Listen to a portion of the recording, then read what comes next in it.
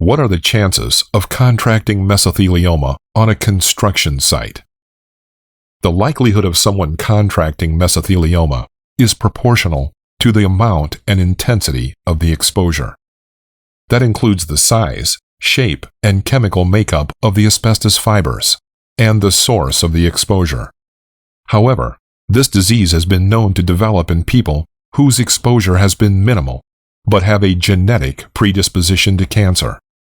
For those ultimately diagnosed with mesothelioma, it may be 20 to 50 or more years to the onset of symptoms, and risk does not appear to diminish with time.